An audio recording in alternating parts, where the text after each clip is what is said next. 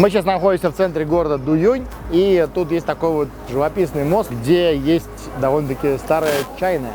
Вот, тут кипит жизнь, кипит жизнь культурная, бескультурная, но вроде внутри чайной должна кипеть культурная жизнь, причем чайная, кстати, имеет аж рейтинг, звездный рейтинг, сейчас подойдем поближе, посмотрим, какой именно звездный рейтинг китайского общества чайных клубов.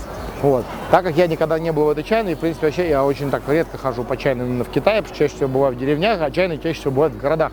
Вот. Поэтому хочется посмотреть, как же выглядит настоящая чайная, посмотреть, какой уровень знаний, ассортимента и вообще распространены в чайных.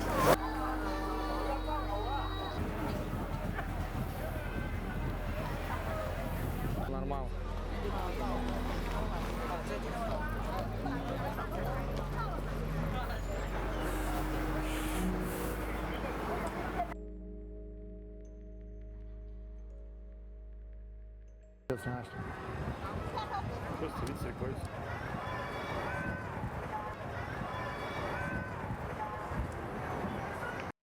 Чайная на самом деле довольно большая, она находится прямо на мосту. Такое ощущение, как будто мост построили ради нее. Написано, что старая чайная, ей уже 10 лет. На самом деле, конечно, это не настолько старая, насколько может быть, но поэтому можно судить о том, когда же начался вот этот самый процесс возрождения всей этой чайной культуры именно в виде культуры, а не в виде просто чаепития.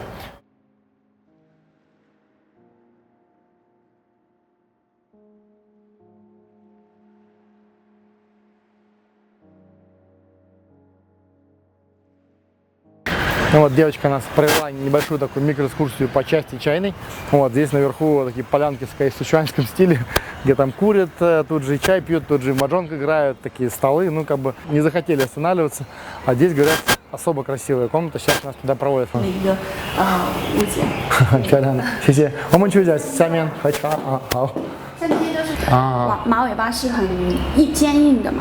Здесь нам показали комнату, полностью украшенной такими разными украшениями малых народностей, то есть ручной работы вышивка, серебряные украшения, всяческие разные традиционные пейзажи, картины, ну такой вот в духе малых народностей, именно местных, которые живут в Дуюне.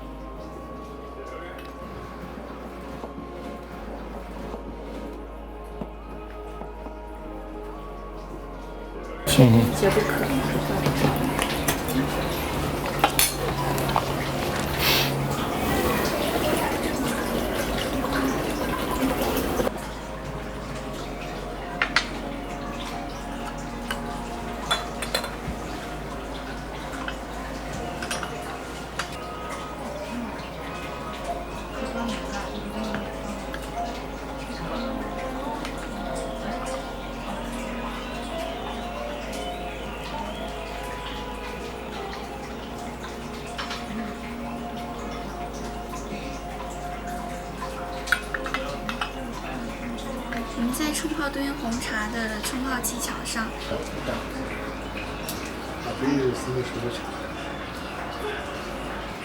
Вот хотелось сказать, какие, собственно, чаи есть в наличии.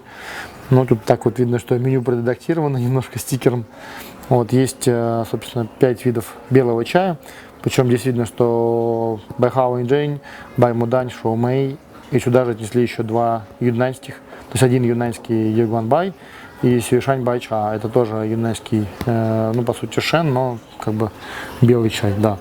Вот. Потом, значит, местный Маодзянь из Дуюня, нескольких категорий.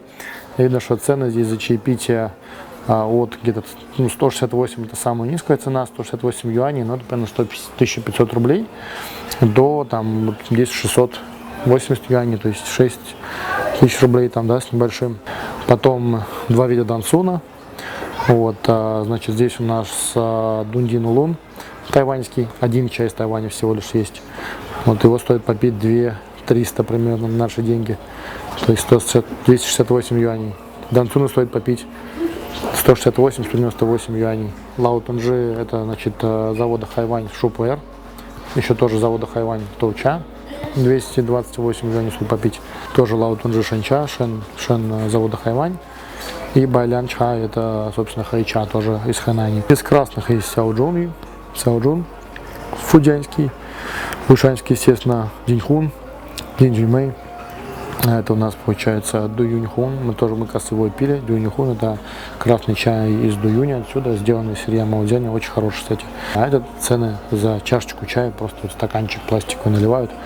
48, 38, 250, 25 юаней, ну то есть это все примерно умножайте на 9, получите цену, то есть от 20 юаней, то есть там чуть меньше 200 рублей, там до 500, там 450 рублей за один маленький стаканчик.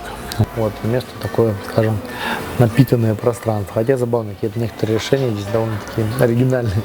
Но, тем не менее, комнатки вот такие очень приятные. Выглядят они все, как правило, похожи на эту. То есть чайный столик, диваны, местами это стулья.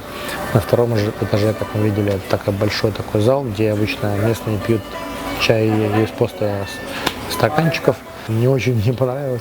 Вот такая народная чайная, просто немножко более выраженная. А здесь именно уже традиционные такие комнаты. Вот, в принципе, у них не самый плохой ассортимент. 30 сортов чая. Вот, конечно, я после этого понимаю, что у нас, наверное, больше в 10 раз, наверное, в 15. У нас там на чистый день в Москве дающие во всех чайных практически. Говорят, что сложно найти желтый чай, особенно ручного производства.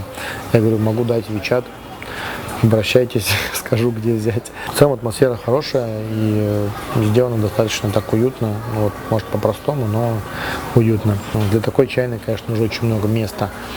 То есть, конечно, это очень здорово, когда чайная, сколько здесь метров, эта комната, наверное, может метра 4 квадратных, да, может 5, вот эта вот комната, да, и, кстати, таких комнат тут около 15.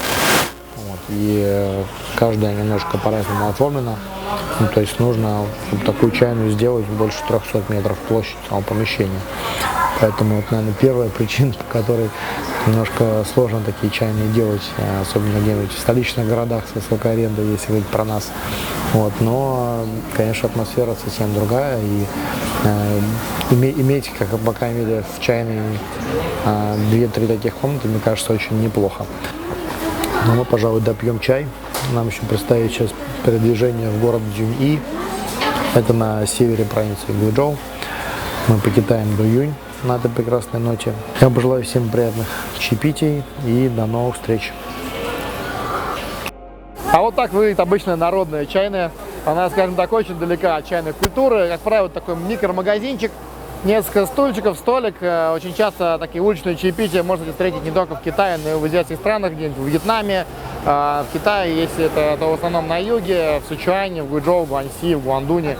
Вот, больше всего можно увидеть просто обычные магазины. И, как правило, такое прибежище старичков, вот, потому что это такая, скажем, традиция еще со времен, скажем так, 50-летней и ранней давности.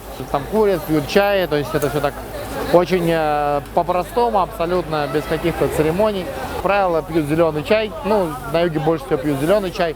Здесь пьют, естественно, местный маодзянь. Такие аутентичные старые железные коробки, которые раньше были, ну, как даже туны, да, такие большие каны, вот, которые были раньше распространены почти везде по Китаю. Сейчас, как такие основной вид хранения, наверное, мало где остались. Может быть, в Гуандуне местами, вот, местами в Аньхое некоторых сорта чая так любят фасовать.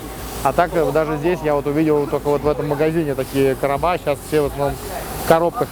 Поэтому так вот, очень, чтобы держать, скажем, традицию, такая маленькая пристроечка к дому, я так понимаю, что это квартира просто хозяина магазинчика.